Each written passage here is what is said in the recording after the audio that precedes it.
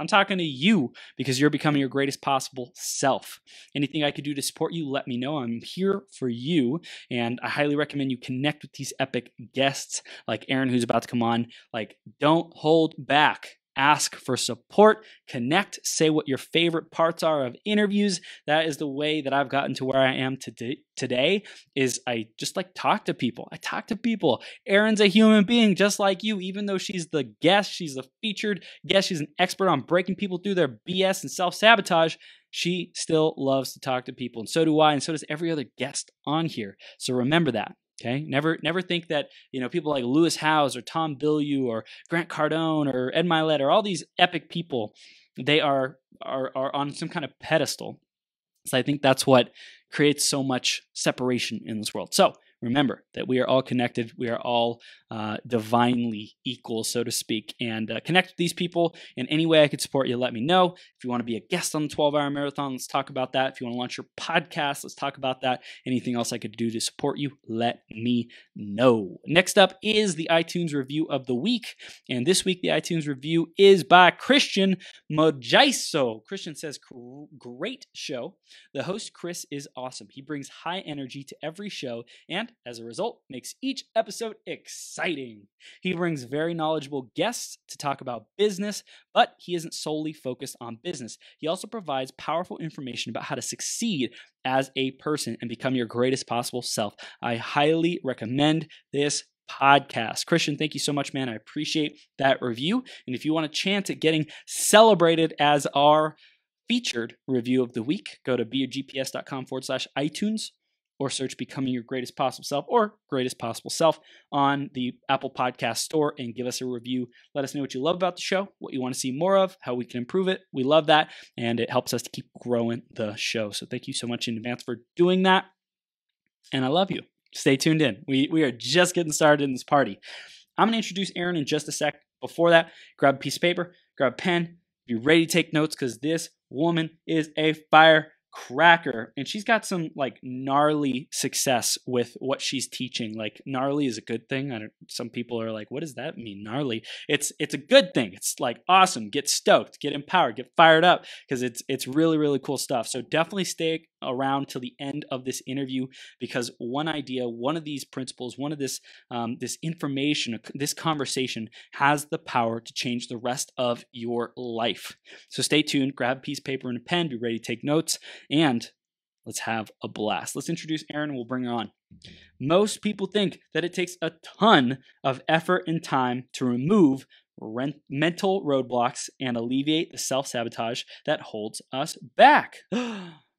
I used to think that.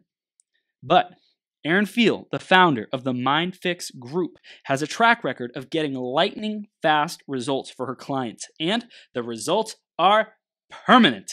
Her work and words have been featured in books, magazines, podcasts, webinars, newspaper columns, and events and conferences, and she's given keynote talks and presentations on instincts and human behavior.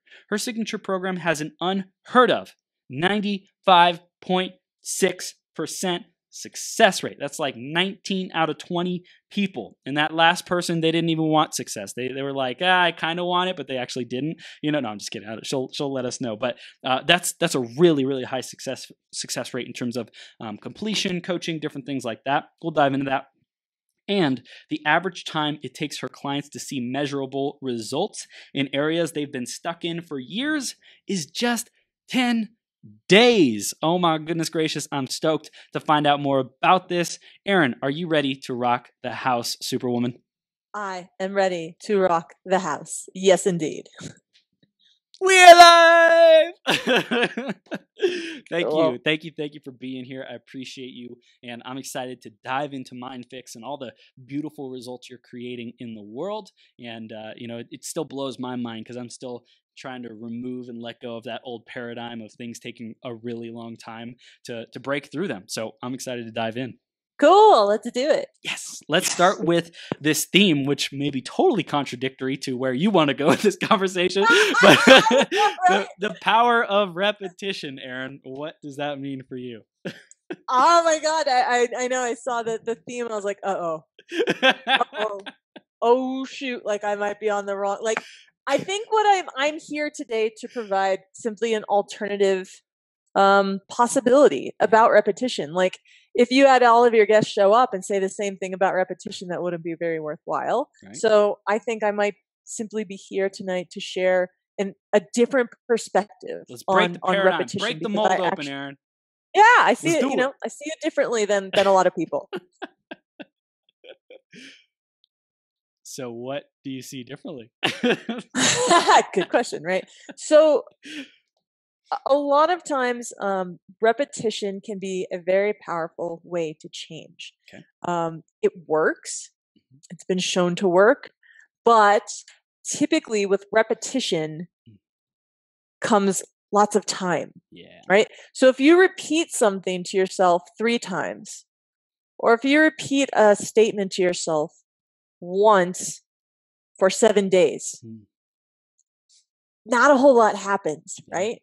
Like when you really want to change and you want to use repetition as your lever, it usually, for the most part, I'm sure there are exceptions, comes along with lots of time. Like you do reps in the gym. You don't do 3 reps and then suddenly have a huge bicep. You need to be in there working out regularly, doing lots of reps for many days. And there are hacks and shortcuts where you can lift heavier weight and you don't have to do so many reps. But typically, I think repetition is a beautiful way to change. I just usually don't have the patience, especially when it comes to changing things within myself, to use repetition as the mechanism or lever. I think there have in the past decade, there have been discoveries and ways that people can change that are more effective and efficient. There may be trade-offs, it may be more expensive.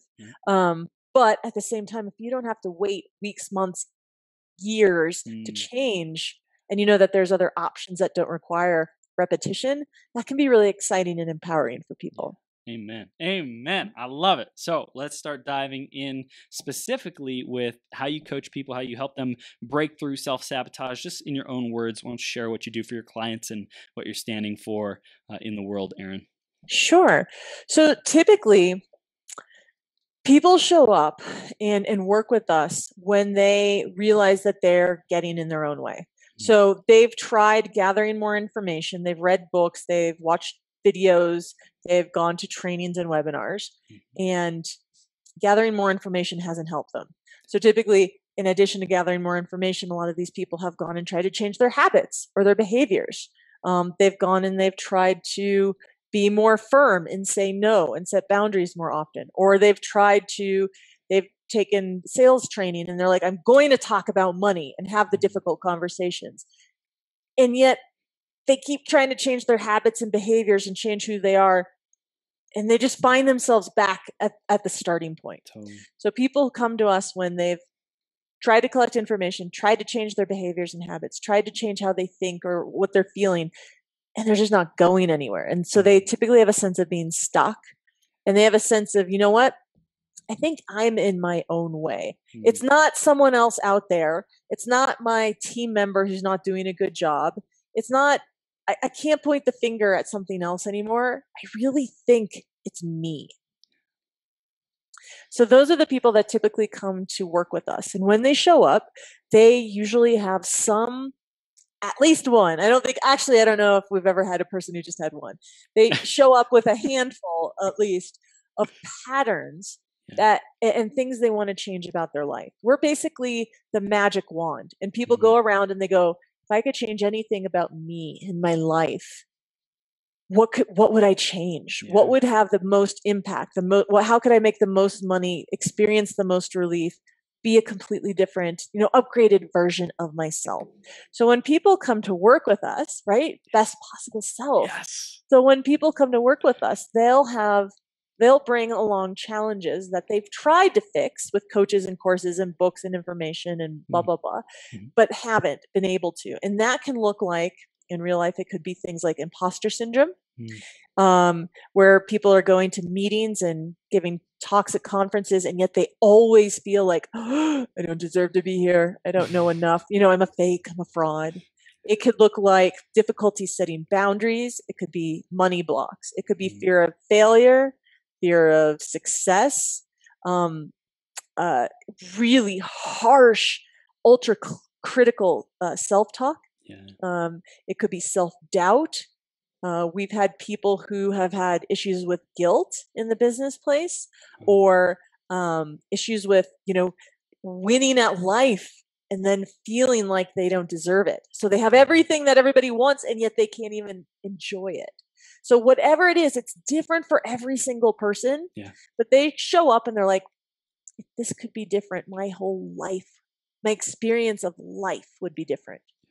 And so they get to show up and tell us what they want to change. They get to determine what their curriculum is and what is going to be different at the end of their experience with us.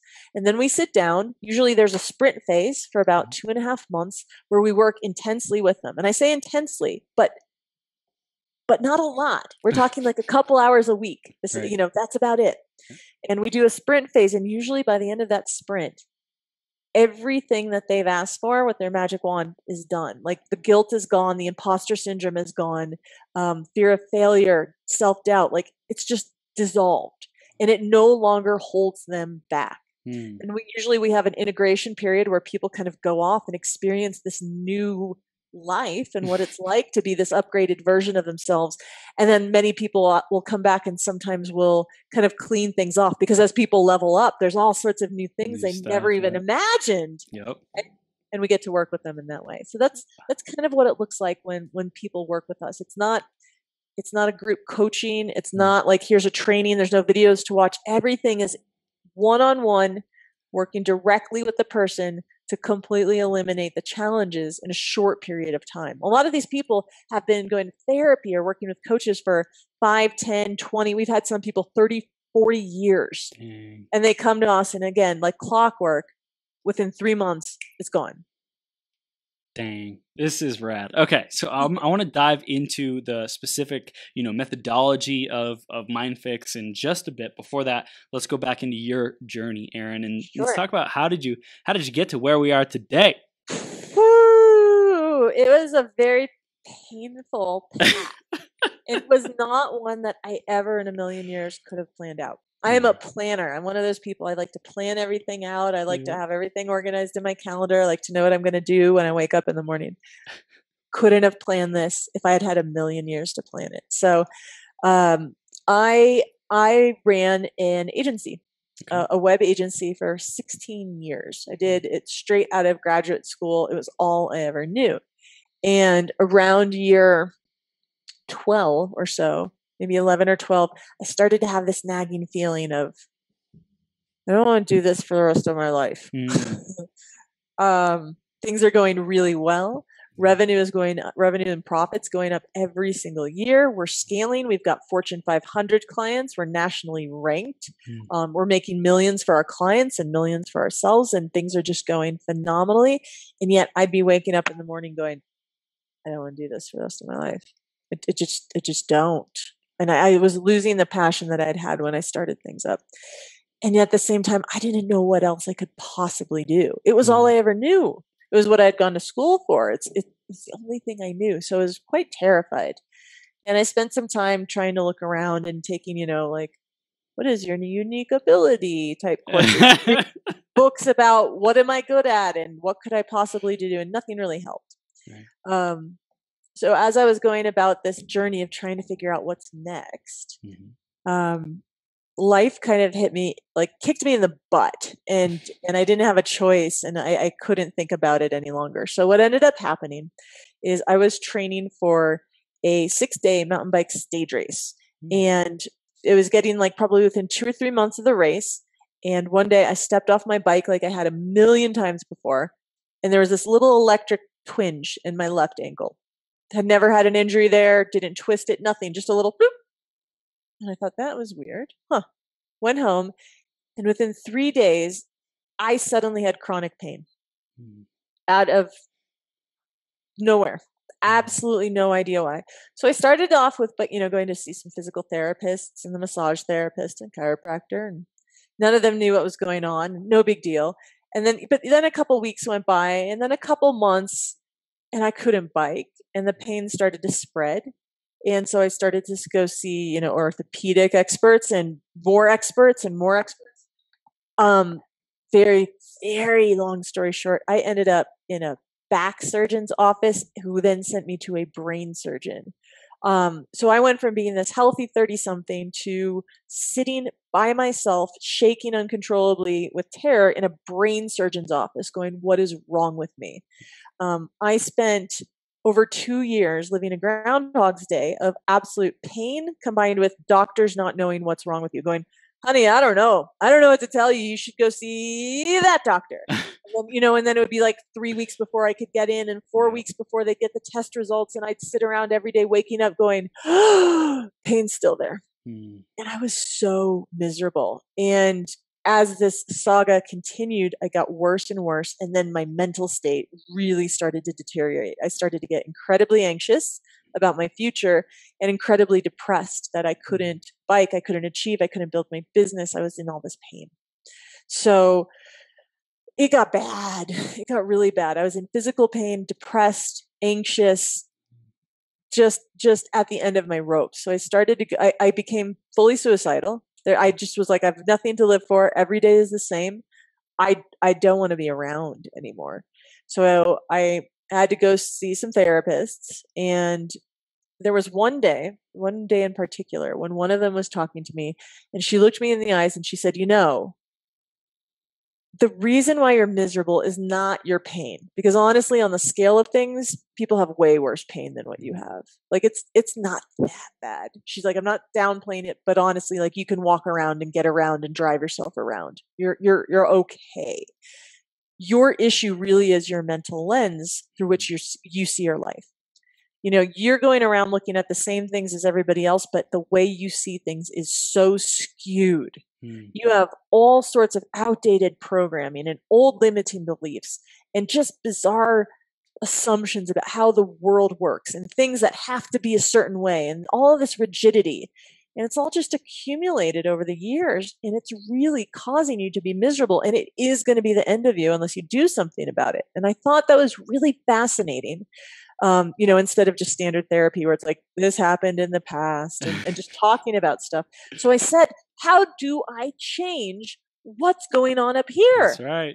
Like, how do I do it? I've done the affirmations. I've read the books. I've done the EMDR stuff. I've tried guided meditations and relaxing. How do I change it? Like, so that not just up here, but I like feel it and I believe it. Yeah.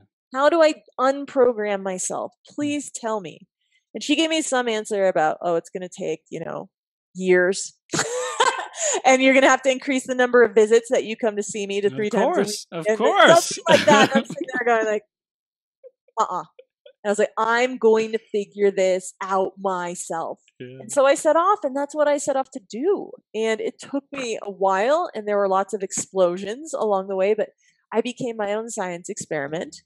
And I figured out this formula and a combination of different methodologies that was absolutely beautiful, helped me unpack and start to get out of my pain, clean my mental lens. And then before I knew it, I suddenly had friends who were looking for help. And then suddenly clients who had worked with me at the agency were coming around like privately going, hey, could you help me out with this? Wow. And before I knew it, I had a wait list and I had a line of people out the door. And all of the work that I was doing was so fulfilling because instead of just building beautiful websites, people would work with me and they'd be like, you changed my life. Yeah. I'm not getting divorced. I have freedom and clarity for the first time. Now I know what peace is. And it was just so consistent every single time. I was like, it took me a while and then it hit me in the face. And I was like, this is what I've meant to do. This is my next thing. And that was when I started to shutter the agency, close it down, and then focus completely on helping people change their lives really quickly. Wow. So powerful. You mentioned you shut down the agency, kind of like took it down. What was the hardest part about closing that and making the transition to this full time? I'm in the process. It's like this long, slow game of attrition where we stopped taking on new clients, but we had so much recurring revenue and retainer clients and everything from over the years that what we said is we're going to keep servicing and taking care of you. Yeah. We're just not taking on new clients. So it's been just this slow process where everything is starting to kind of drop, and probably within the next year we'll officially shutter it. But it was just scary. It was kind of like this is all I've ever known. Ever. This is everything. This has been my baby that I started as just me and that I scaled. And you know, when I was young, I was like, this is what I'll do for the rest of my life. Of course, you just do one thing. I didn't know. So it was frightening taking the leap, and you know, the day when I changed my LinkedIn profile to say that I'm no longer, you know, an agency owner, I own, and I founded MindFix. And the day when we had these large clients coming in, there was probably a project for probably $500,000 that came in like the week that I said, no, we're not going to do this anymore. And it was sitting here going, well, that could be a good project, but no, like I'm drawing the line, I'm moving forward, and I'm fully committed. Wow, that's beautiful. What do you think stops people from taking that leap in whatever it is that they're, you know, dealing with? I think you mentioned a couple things that might be stopping them or blocking them, but to leave the thing that got someone to a certain point in life, to let it go and like to take the leap into something that's more aligned with them and their truth and their purpose. What do you think stops them? There's so many different things. I think it's different for everyone. You know, so if someone had said on day one that I need to just stop the agency and then start this new company, I probably would have said no. Like I want to test it. I want to make sure that our results are consistent. I want to make sure I've got something really great before I let go of this other thing. You know, so I think the timing is different for everybody. Some people just like to jump and burn their bridges. I'm not that person. No, I kept running the agency, and I played on the side and fine-tuned and tweaked and exploded things, you know, on the side until I was like, I've got something just rock solid, and I feel confident and I feel ready. So sometimes people say you have to burn your bridges and make this big jump. I didn't, and it worked really, really well for me. To answer your question, though, in terms of what might be holding people back from making a transition, it can be so many things. Some people just have a really deep fear of failing, and they'll hold on to what they know, even if they're not happy with it, because the idea of failing is so powerful and so scary for them. Other people will never take the leap because they just don't have confidence in themselves. They don't have the sense that whatever happens, I'm going to be okay. I can do this. I have the capabilities and the competencies to make something really successful, even through the trials and tribulations that I'm sure to encounter. And then other people just may not yet have found their why or the mechanism for them to express themselves in something that's going to keep them passionate. So it could be a number of different things or a combination. Yeah, right. Multiple ones, right? Like let's bring them all to the table. Let's dance in this stew, in this cocktail. Totally. So how does that relate to, you know, like taking the leap in terms of like holding oneself back? Would you say that that's the same thing, or are they different kind of experiences? I would say that if someone feels like they're ready and they know they want to move forward, but they're not, that's what holding yourself back getting in like. your own way. Yeah, that's getting in your own way. That's different than saying, you know what, I'm a process oriented person. I like to check my boxes. I'm thorough, and I'm going to do some due diligence before I move forward. You know, now someone like that can actually start getting in their own way if they got caught up in cycles of perfectionism or procrastination, where it's like, I need 8,000 clients before I actually open the doors, where if it becomes so extended that it's ridiculous, and you get to a point where it's like, this is way beyond due diligence. This is going into, you're being silly land. Right. That's holding yourself back. Being careful, being cautious, being confident about your methodology and saying, this is what I want it to look like is great. But when when you know you want to move forward and you just don't, when you have this goal and your actions don't line up with that goal consistently, repeatedly over time, you're probably holding yourself back. That's like, it's I feel people's purpose, people living their greatest possible self, being fulfilled in life. I feel like oftentimes it's our own doing. We might blame or justify with external things and circumstances and people, but usually, like you said, it's like the lens that we're seeing life through in our own perspective that is really keeping us stuck versus something outside of us. And it's crazy too, because if you take this lens metaphor, if we took a little magic wand and hit your lenses on your glasses right now and gave them a really dark red tint, and then you and I went for a walk, we would both be looking at things, and I'd point to something and I'd go, do you see that that's blue? And you'd go, Aaron, it's red. And you would be so insistent. And you would be so confident, and you'd be like, there is no other possible way to say this, Aaron, but you're crazy. It is red. And we could sit there and have an argument, and it would go nowhere, because what you see is it truly is that filter that impacts how events in the world and yourself, how they all occur to you and how you perceive them. So in your program, when people work with you for 2.5, 3 months, like they'll get access to certain exercises, processes that will like really make transformations, big transformations. What can people start doing today? Is there anything that they could start doing to like move themselves forward, to shift that lens, to get to a more clear, resourceful state or place? Yeah, there's a couple things that are like kind of the first baby steps that people can take. Because when people work with us in the one-on-one, that's when we're able to start clearing the lens and changing everything. But I mean, there's like mindset 101 is like what I'm sure everybody talks about. Doing basic mindfulness and meditation exercises really does help to drain accumulated subconscious stress.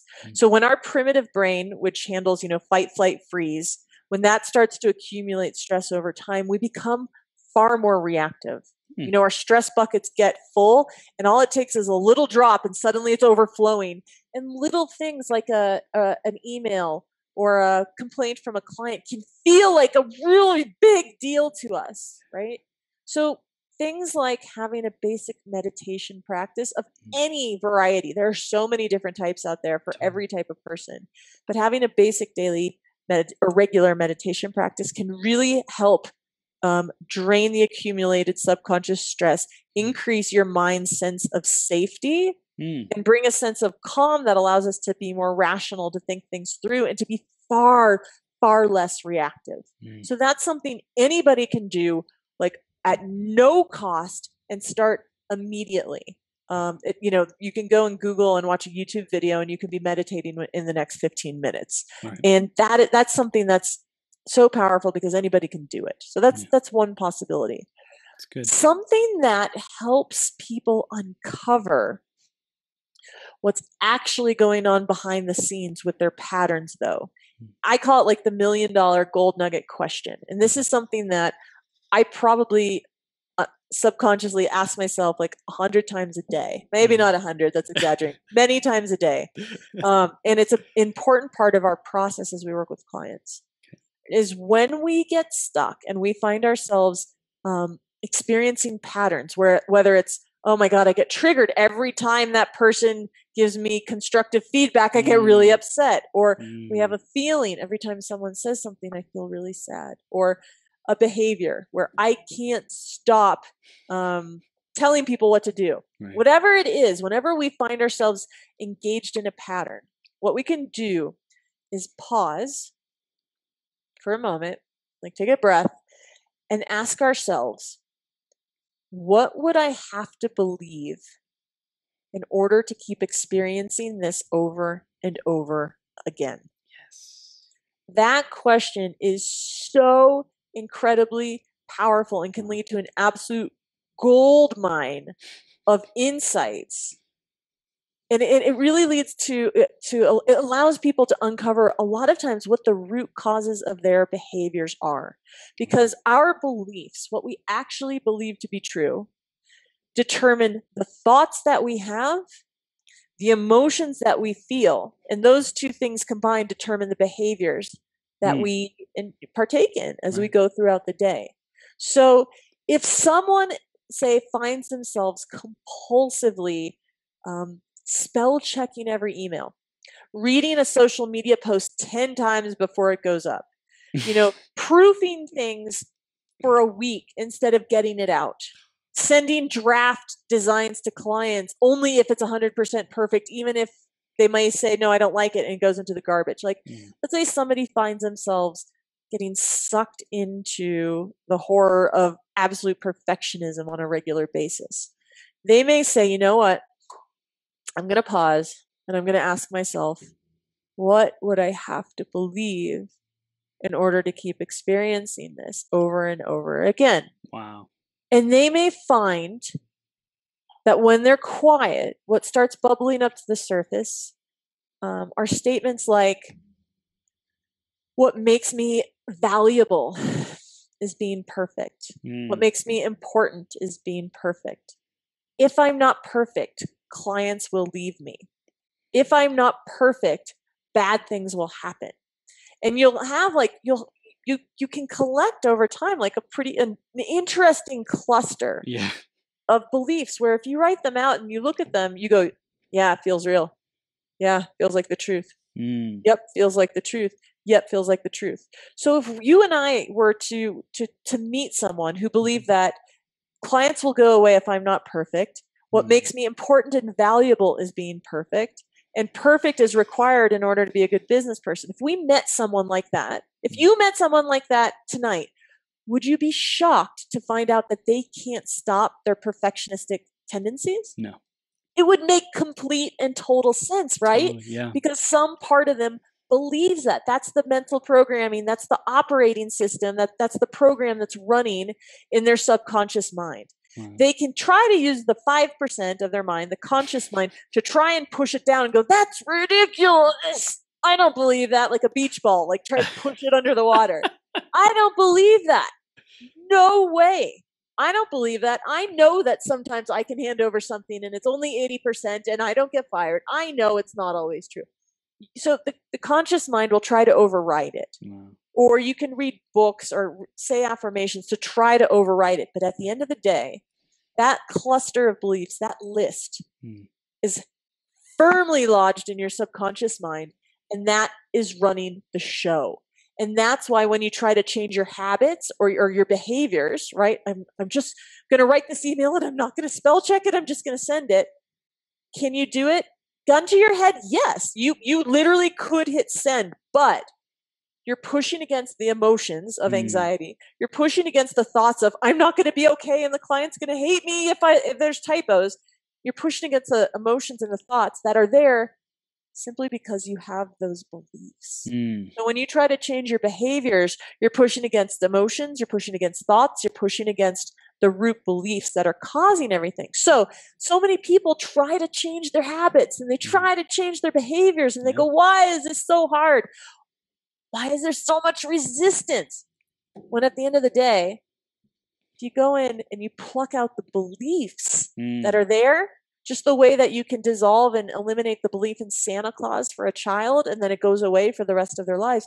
If you can pull out the beliefs, the thoughts instantly change, the emotions instantly change, and then the behaviors change without effort, without time, without working hard at it. Everything down the line changes. Just like when you pluck out that belief of Santa Claus from a little kid, they no longer leave out milk and cookies. It never occurs to them to do that. Their behavior instantly changes for the rest of their lives. They never have to remind themselves. They never have to put up sticky notes going, don't put out milk and cookies. It's actually mom and dad. It just happens, right? That's the powerful ways to work this way to create change instead of what most people do, including most books and change behaviorists saying, try to change your actions. It's just, you can, it's just way too much work and effort and it's very draining. Yeah, and it takes a lot of time, and like people are missing out on a quality of life, on fulfillment, on connection, on fun, on happiness, on joy, because they're doing it the slow way instead of doing Mind Fix and working with you in 3 months and seeing life from a completely different perspective. I love the rose colored or dark red colored glasses analogy, because it's so true. Like, how do we clean those lenses? Well, the very first thing is to become aware of what are the beliefs, what is the red, like let's get specific on what's your shade of red that someone might be experiencing. I call it head trash, right? Like these little pieces of trash, these little tiny pieces of head trash get glommed onto our mental lens over time, which is what how events occur to us. And just over time, sometimes people's lenses, like mine did, get really, really dirty. Yeah. And so when you go about experiencing your life, things get skewed. It's that dark red, right? But you don't know it's there. It's powerful. And I love how emotive you are, Aaron. You like just like different sounds and stuff. I guess I didn't even realize I was making I guess I do. You do. It's good. I think it brings animation, brings life to what you do. And I'm curious with the the web design background. That's more of like a technical background. I'm an engineer. I got my engineering degree, and I was surrounded by people who were not very animated, more rigid, let's say. Yeah. Sure. Yep. So I have a feeling some of the animation expressiveness came after doing this work that you're sharing with us today. I have a feeling. It did, but honestly, I had at the agency when I started, I definitely had my strengths more in the design end of the spectrum than in the programming. I initially did both, but the very first thing I started delegating about a year into my business was like the programming and the coding, so that I could actually do a bit more of the design. So I did have some of this expressiveness in me for the long run. I love it. The seed was there. It was. That's awesome. I love it. Okay, so the first step is to get clear. What are those beliefs that we've been resisting and really fighting against? And when we have clarity on that, then we can start to make a different decision. And I think just being aware of it causes it to dissolve, causes the power over us to diminish. So I would say, interestingly enough, what we just talked about, kind of figuring out what those core beliefs are that our subconscious mind is holding on to, I would actually say that that's step 2. The first thing that people can do, and that's really important because sometimes people skip and they start to explore, they sign up for courses that's like find your limiting beliefs or eliminate these beliefs. And I think that's ridiculous. I think it's so silly to go in and just pull at stuff. It's like going into a circuit, or going to a circuit board and just pulling out random wires. Right. And hoping something happens. So I think the most powerful thing, the first step I think people can do when they're serious about changing, is getting really clear on what they want to change. That has to happen first. What are the patterns that you experience regularly that you want to see change in? If you had a magic wand, what do you want to have different in your life? Do you want to not get angry when your spouse messes up? Do you want to not get triggered when you're at work and something happens? Do you want to have confidence when you go up on stage and not feel like a total fake? What keeps happening to you over and over and over again where you're like, I want this to be different. So getting clear on the patterns that you want to change is actually step number 1. And that's not always something that you can just knock out in 5 minutes. It's something that people need to take their time with, and as they go throughout their week, kind of become more mindful and become more aware. I notice that I do not start work until 10 a.m. and I'm on Facebook, and I notice every time I start work, I have a pit in my stomach and my throat closes up. I want to be able to start working and feel great. I need this pattern in my body to be gone. So coming up with that list of patterns is definitely step 1. Then with each pattern, you can ask yourself that $1 million question, and that will uncover a lot of those beliefs that are actually powering and causing the patterns to repeat over and over again. Yeah. Plus, it helps to have someone like you, Erin, who's able to like identify what are the Sure. patterns that are like actually making a difference.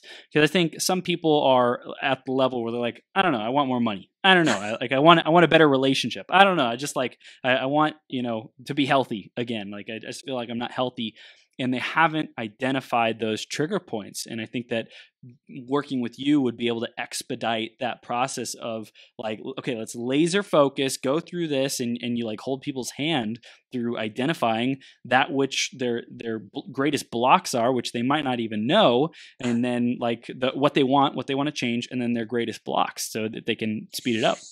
And another way that people can start to uncover that themselves, though, is let's say they're like, all I know is I want to make more money. And that's all they know. And they're like, I don't really have any blocks. You can simply ask the question, why aren't you doing that right now? Like, what's stopping you? And you'll get answers that fall into two buckets. Like bucket A is, well, my boss is a jerk, or I don't have the right education, or, something technical or something outside of them where you can say, you know what? Go get an education, go work for another boss, go have a conversation with your boss. You can go do something, like go take that action. And if that's all that's standing in your way, then in a week you'll be good, right? Right. Because that's all that's standing in your way. So that's kind of like bucket A. And I've had people come to me and they're like, I'm interested in your program. We'll have our initial conversation. And at the end, this literally just happened yesterday. I got to the end and I said, it sounds like you just need to train your sales team better to close more calls and you're going to be really happy. And he's like, yes. And I'm like, there you go. I got a name for a sales trainer. Like, that's all you need to do. There was nothing internally, nothing he wanted to change about himself.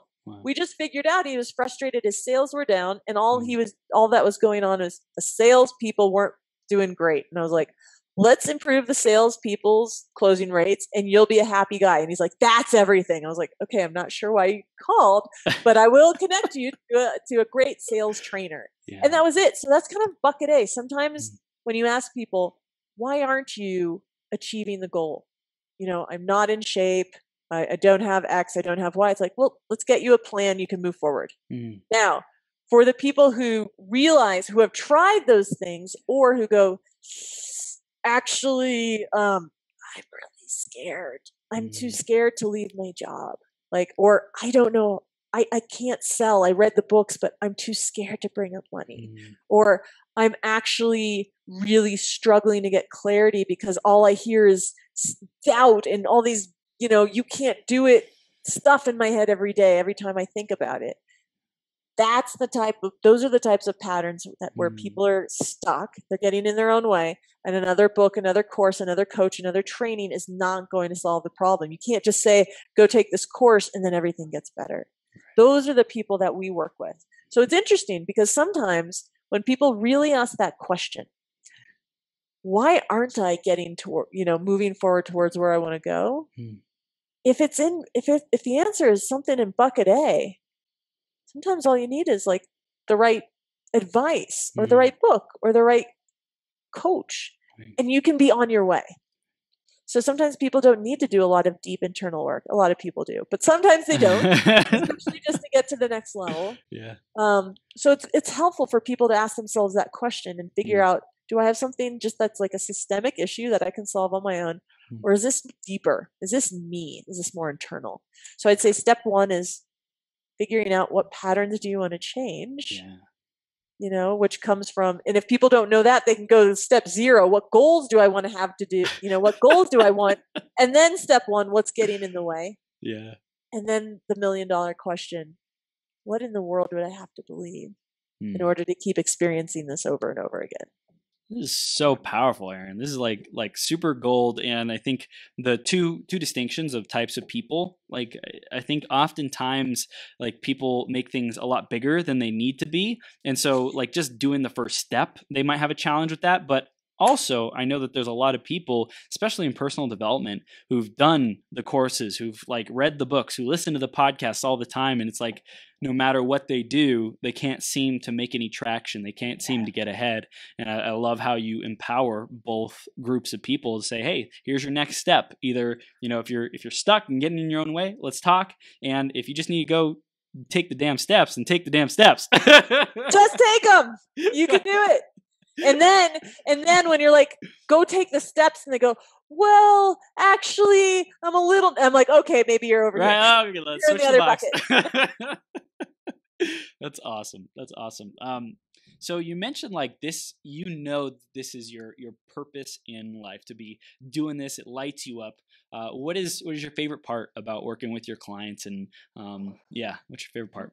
Oh my God. My favorite part, hands down, is getting the notes from the clients that roll in every single day, like 5 days a week, from the clients talking about the changes that they're experiencing.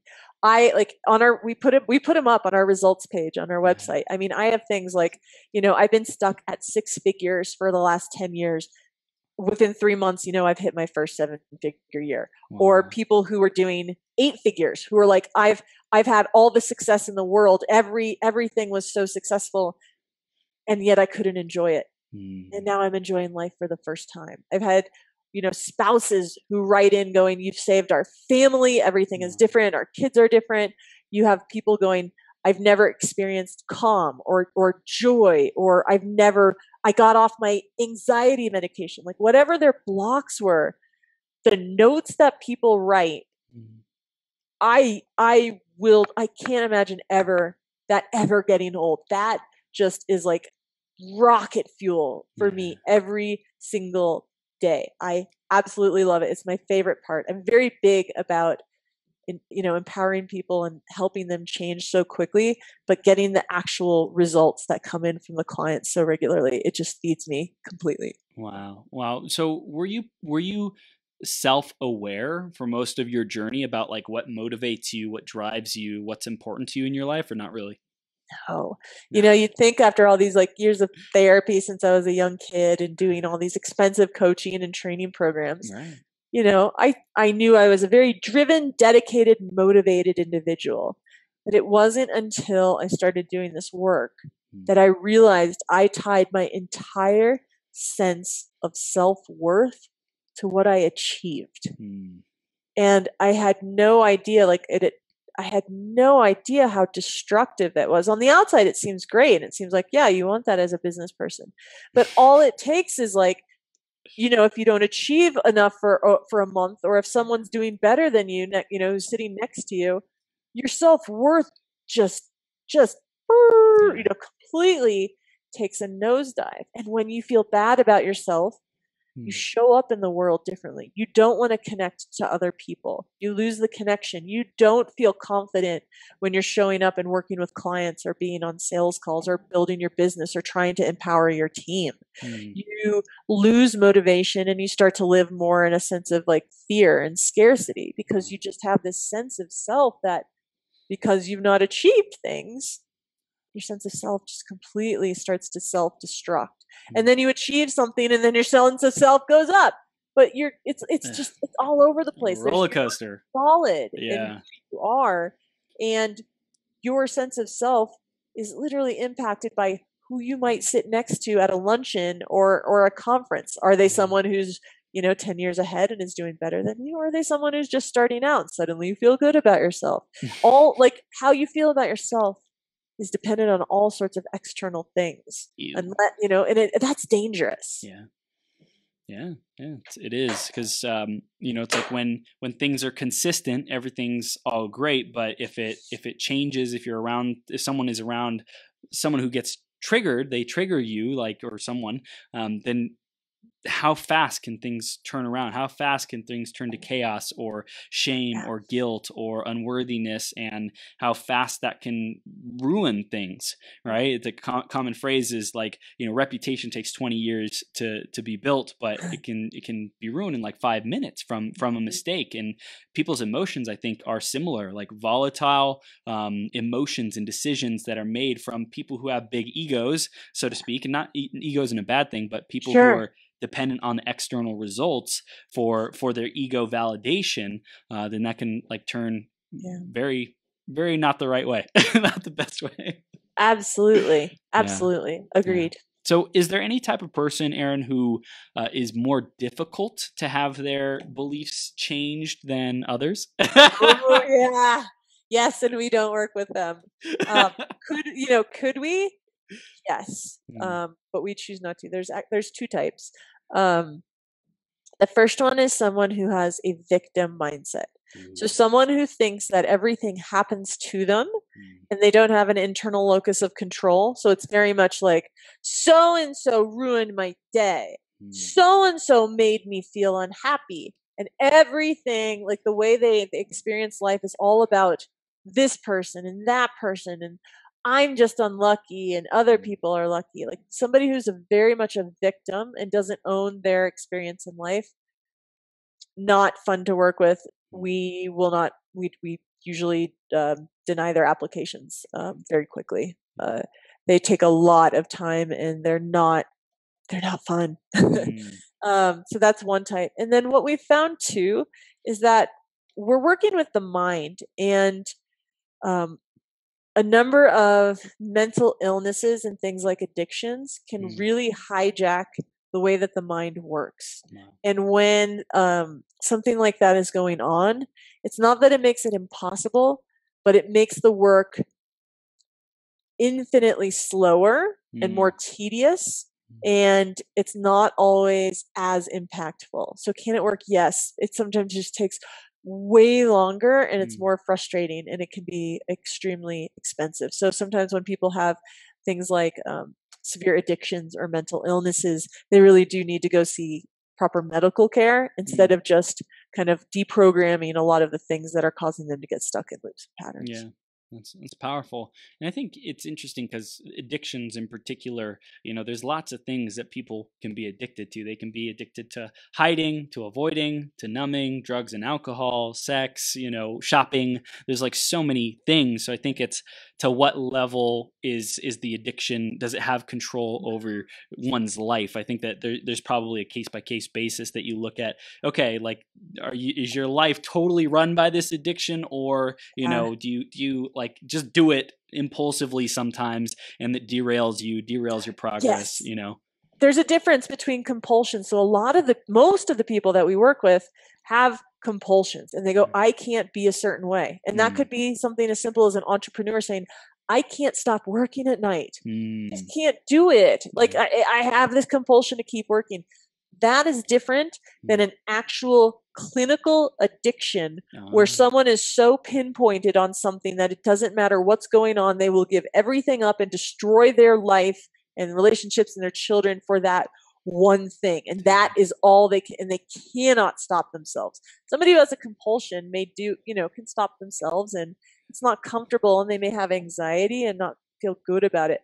But clinical addiction is truly a different beast altogether. Wow. I didn't even know that. I didn't know that there was a clinical addiction. Oh yeah, very much so. Absolutely. Wow. Well, I'm grateful for that distinction. I know our audience, 99% of the people out there, bless the 1% of you who has that, I hope you get the help that you need. But 99%, they're like, hey, I really want to make a difference in my life. I want to change things. I want to, break through whatever's been holding me back. I want to find out how to take those next steps. So Erin, let's give them how they can take those next steps with you. What kind of resources, what kind of conversation can they have to be able to break through?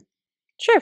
So I'm pretty active on Facebook still, and post lots of stuff there, stories about clients, tips and tricks, stories from my personal life, lessons I've learned. So I post there regularly and very interactive with people who reach out and comment. Also, though, like a really great resource is simply going to be our website, which is mindfixgroup.com. And on the site, we have a really, really long results page filled with videos and, like I said, like the snippets that clients write in talking about what they've been experiencing and the changes. We also have a great case studies page that goes more in depth and tells the stories of a handful of clients, what they've experienced working with us.